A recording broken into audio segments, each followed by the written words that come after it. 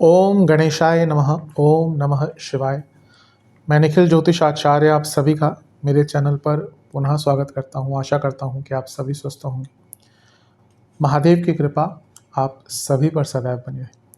ये वीडियो मेष यानी कि एरीज के लिए बहुत विशेष है, क्योंकि वीडियो है 17 अक्टूबर से 16 नवंबर 2025 इस कालखंड में होने वाले सूर्य देवता के गोचर के बारे में। सूर्य महाराज हर महीने की तरह इस महीने के मध्य में भी 17 अक्टूबर को आपके सप्तम भाव में आकर बैठ जाएंगे और 16 नवंबर तक यहीं पे रहेंगे। सूर्य अपने आप में बहुत इंपॉर्टेंट ग्रह है। प्रभाव, प्रताप, पावर, गुडविल, सरकार, कितनी चीज़ों का कारकत्व उनके पास है। यहाँ पे वो नीच के हो रहे हैं, उसका भी एक प्रभाव होगा। मैं हमेशा कहता हूँ नीच का ग्रह कोई बुरा नहीं होता, लेकिन कुछ चीज़ें, कुछ तत्व खराब होते हैं। और यहाँ पर उनकी युति मंगल के साथ भी होगी 27 तारीख तक और बुध के साथ होगी 24 तारीख तक। इसका इम्पैक्ट पड़ेगा। और नीच के सूर्य पर राहु की दृष्टि है, ये अपना एक अलग रंग लेके आएगा। तो इन सभी चीज़ों का क्या इम्पैक्ट पड़ सकता है, इसका विवेचन करेंगे हम इस वीडियो में। क्या अच्छा क्या बुरा हो सकता है, सभी कुछ जानने का प्रयास करेंगे। यदि आपकी लग्न राशि या चंद्र राशि मेष है, दोनों ही गाइडेंस के लिए इस राशिफल को देख सकते हैं। जहाँ से आपको ज़्यादा सूट और रिलेट करता है वहाँ से देखिए। व्यक्तिगत तौर पे मेरा मानना है लग्न से देखेंगे तो अच्छा। इनकेस नहीं पता है आपको अपनी लग्न राशि, तो आप अपनी चंद्र राशि से भी इसको देख सकते हैं। सूर्य देवता का ये गोचर हमारे लिए अच्छा जाए, इसलिए इस विवेचन का आरंभ हम एक सूर्य देवता के मंत्र के साथ ही करते हैं। सूर्य देवता का गोचर हमारे लिए अच्छा हो, इसलिए हम एक सूर्य देवता के मंत्र के साथ ही इस विवेचन का आरंभ करेंगे। ओम भास्कराय विद्महे महातेजाय धीमहि तन्नो सूर्यः प्रचोदयात्। शुरू करते हैं। सप्तम के जो सूर्य हैं उनकी जो पोजीशन है वो बहुत अच्छी नहीं मानी जाती। एक कारण ये भी है कि जब हम काल पुरुष की कुंडली देखते हैं तो भी वो सप्तम में नीच के ही होते हैं, और यहाँ पे तो नीच की अवस्था में जा भी रहे हैं। बहुत अच्छी पोजीशन, जैसे मैंने कहा, नहीं मानी जाती। इसके कुछ दुष्परिणाम हो सकते हैं। पहले कुछ अच्छी चीज़ों से स्टार्ट करते हैं, फिर बुरी चीज़ों पे जाएंगे। आपके पंचमेश हैं और सप्तम में आ गए, तो इस नाते से वो राजयोग बनाएंगे। ये रुके हुए धन के लिए, क्योंकि लक्ष्मी स्थान के स्वामी राजयोग में हैं और नीच के हैं, तो कोई पैसा रुका हुआ था, कोई धन रुका हुआ था, उसके लिए बहुत अच्छे हैं। सप्तम से 11वें के स्वामी हैं, यानी कि सप्तम से लाभ के। और यहाँ पर जो उनकी युति हो रही है वो मंगल से हो रही है, जो लग्नेश है। यानी कि बिजनेस में आपको अचानक से लाभ मिल सकता है। मंगल सप्तम से धन और सप्तम से सप्तम के स्वामी हैं और लग्नेश भी हैं। यानी कि बिजनेस में कुछ कार्य अगर आपके अटक रहे थे वो पूर्ण हो सकते हैं। और यहाँ पे वो नीच की अवस्था में भले ही हैं, लेकिन सप्तम में है और दो उपचय भावों के स्वामी के साथ हैं, यानी कि बुध जो कि हैं तीसरे घर और छठे घर के स्वामी। और ये भाव 10वें से 10वां है। सूर्य प्रमोशंस के कारक हैं, मंगल लग्नेश हैं और यहाँ पर राहु की दृष्टि भी है। तो कुछ लोगों को सडन प्रमोशंस का भी मौका मिल सकता है। हाँ, ये प्रमोशन अगर होगी तो कोई बहुत ज़्यादा मे बी डिज़ायरेबल ना हो, या जैसी आपको वांछित हो, जैसी आपको इच्छा हो, उस प्रकार की ना हो। लेकिन प्रमोशंस के कारक यहाँ पर सूर्य जो है वो आकर बन जाते हैं। लेकिन जैसा मैंने कहा शुरू में कि नीच के सूर्य हो या सप्तम के सूर्य हो, वो यहाँ पे ऑब्वियसली यहाँ पे होंगे, मेष के लिए तो नीच के ही होंगे, अच्छे कई जगह के लिए नहीं माने जाते। जैसा मैं हर बार बताने की कोशिश करता हूँ, पिछले भी मैंने शुक्र की बनाई थी वीडियो, मैंने कहा था नीच का ग्रह बुरा नहीं होता, लेकिन अपनी कुछ अच्छी क्वालिटी से हीन हो जाता है। वैसे ही सप्तम के जो सूर्य है ना, वो व्यक्ति की पद प्रतिष्ठा को बिगाड़ते हैं, स्पेशली जब नीच के होते हैं। तो यहाँ पे आपको किस चीज़ का सबसे ज़्यादा ध्यान देना है? यहाँ पे आपको अपनी पद प्रतिष्ठा, मान सम्मान का बहुत ध्यान देना है, क्योंकि लग्नेश भी यहाँ पे हैं और नीच के सूर्य के प्रभाव में है। तो कुछ ऐसा हो सकता है जिससे आपकी बनी बनाई इज्जत, बना बनाया नाम, बनी बनाई गुडविल वो क्षण भर में खराब हो जाए। तो अगले 1 महीने अपने दिनचर्या पर, अपने रखरखाव पर, अपनी बॉडी लैंग्वेज पर, इन सब पर आपको बहुत ध्यान देने की आवश्यकता है। किसको क्या बोल रहे हैं, किससे बोल रहे हैं, किस प्रकार से बोल रहे हैं, इस पर बहुत ध्यान दीजिएगा। सप्तम के सूर्य धनहानि भी कराते हैं, यानी कि आपको कुछ धन का नुकसान भी हो सकता है। और सप्तम के जो सूर्य हैं, और स्पेशली क्योंकि नीच के हैं, तो सरकारी बाधाएं भी आ सकती हैं। अगर आपका कोई सरकारी केस चल रहा है ऑलरेडी, तो उसमें दिक्कत परेशानी झेलने को मिल सकती है, या किसी नए सरकारी पचड़े में फंस सकते हैं। और यहाँ पे छठे घर के स्वामी भी हैं जो कि बुध हैं, और वो ऑलरेडी अदालती कार्रवाइयों के कारक हैं।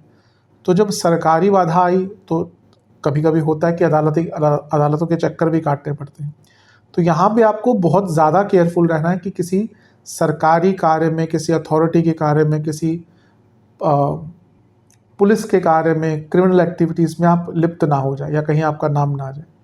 अब यहाँ पे कैसे डिफ़र करता है कि भाई अगर दशा अंतरदशा ठीक चल रही है तो मे बी आपका कोई चालान कट जाए, मे बी कोई नोटिस आ जाए छोटा मोटा, और बहुत ही बुरा समय चल रहा है तो फिर ये चीज़ें बहुत बड़ा आकार ले लेती है। और अगर ऑलरेडी आपके ऊपर दुनिया भर के कोर्ट केसेस चल रहे हैं, कुछ लोग होते हैं उनके दुनिया भर के कोर्ट केसेस चलते हैं, कुछ कुंडलियाँ ही ऐसी होती हैं। मेरे कई क्लाइंट हैं, लेकिन 1-2 मुझे याद है, वो उनके छठे भाव के स्वामी लग्न में, बुध लग्न में एक वक्री ग्रह भी था, मुझे एग्जैक्टली याद, शायद शनि ही वक्री थे उनके लग्न में। तो वो उनसे रेगुलर बात होती रहती है, एक एक करके उनके केस ख़त्म हो रहे हैं, तो वो कंसल्ट रेगुलर करते रहते हैं। तो उन्होंने बताया कि एक टाइम ऐसा था कि मेरी उम्र 30 थी, आज तो उनकी 50+ आयु है, लेकिन वो कहते मेरी उम्र 30 थी और मेरे ऊपर 30 से ज़्यादा केस थे। तो ये कुंडली पर बहुत डिपेंड करता है, इसलिए अगर आपकी कुंडली इस प्रकार की है या आपका जीवन उस प्रकार का रहा है कि भाई सरकारी बाधाएं तंग ही करती रही हैं, तो थोड़ा केयरफुल रहिए। सप्तम भाव में नीच के सूर्य सोशल लाइफ को भी खराब करते हैं। हो सकता है सोशल लाइफ में आपके अपने दोस्तों के साथ या जिनसे आप मिलते जुलते हैं उनसे लड़ाई झगड़े भी हो जाए, या फिर आप कुछ ऐसा कर बैठे जिससे आपकी, जैसे मैंने कहा ना, इमेज खराब हो जाए। तो इस चीज़ का भी आपको बहुत ध्यान देना है। हाँ, एक अच्छी चीज़ है कि सप्तम भाव को अगर हम देखें तो यहाँ पे करीबन 10 दिन के लिए 3 ग्रह हैं। खैर बुध निकल जाएंगे 24 को, लेकिन मोटे मोटे तौर पर मान लें 10 दिन तक 3 ग्रह हैं, और राहु का इम्पैक्ट भी है। तो अगर आप ऐसे व्यक्ति हैं जो बहुत टाइम से अपना बिजनेस स्टार्ट करना चाहते हैं, उन लोगों के लिए ये स्वर्णिम मौका है अपने बिजनेस को स्टार्ट करने के लिए। पर अदरवाइज देखा जाए, कुछ चीज़ों पर जो मैंने कहा नेगेटिव इम्पैक्ट पड़ सकता है। ये जो भाव है, ये चौथे से चौथा भाव है, ये इंडिकेट करता है कि आपकी फैमिली लाइफ में भी ना बहुत बड़े स्तर पर ईगो क्लैशेस हो सकती है। और जैसा मैंने कहा, कोई ग्रह अगर नीच का होता है उसकी अच्छी क्वालिटीज़ में खराबी आती है, तो आपको अपने बॉसेस से बहुत संभल कर रहना है। आपको अपने पिताजी से भी संबंध बहुत बना कर रखने हैं, क्योंकि यहाँ पे मंगल भी साथ में है और दोनों ही अग्नि तत्व है, तो आपके इन दोनों ही लोगों से झगड़े हो सकते हैं। एक चीज़ जिस पर इसका सबसे ज़्यादा नेगेटिव इम्पैक्ट पड़ेगा वो है मैरिड लाइफ, क्योंकि सप्तम में ऑलरेडी मंगल थे, कोई बहुत अच्छा नहीं होता। यहाँ पे बुध भी आ गए थे पहले, वो आपके छठे घर के स्वामी है, सप्तम से 12वें के, ये भी अच्छा नहीं होता। और सूर्य का यहाँ पे आना और भी अच्छा नहीं मानता। सूर्य दूरियां लाते हैं मैरिड लाइफ में। अधिकतम जिनके सूर्य सप्तम में हो, लग्न में हो, हाँ अगर कोई और बहुत अच्छा प्रभाव है तो अलग बात है, लेकिन उनकी मैरिड लाइफ में दिक्कतें आती ही हैं। और यहाँ पे राहु का प्रभाव भी है, तो मैरिड लाइफ में ना सडन प्रॉब्लम्स आ सकती हैं। मैरिड लाइफ में third party situation, married life में ट्रस्ट इश्यूज। अच्छी चीज़ यह है कि भाई आपका बहुत टाइम से कोर्ट केस चल रहा था मैरिड लाइफ में डाइवोर्स का, तो चीज़ें तेज़ गति से आगे बढ़ सकती हैं। ये वो टाइम है जब चीज़ें आगे बढ़ेंगी। लेकिन अगर आप उस मुहाने पे हैं कि भाई डाइवोर्स लेना है नहीं लेना, कहीं ना कहीं एक ऐसा महीना है जहाँ पे अगर कुंडली में कुछ सपोर्ट नहीं है, दशांतरदशा अच्छी नहीं है, तो ये जो गोचर है सूर्य का, ये सर्टन कर जाएगा कि हाँ भाई अब साथ में नहीं रहना। तो मैरिड लाइफ पर इसका काफ़ी प्रभाव पड़ेगा। और हेल्थ पर कारण क्या है? ये जो सप्तम भाव है ना, ये आपका मारक भाव है, सभी के लिए मारक भाव होता है।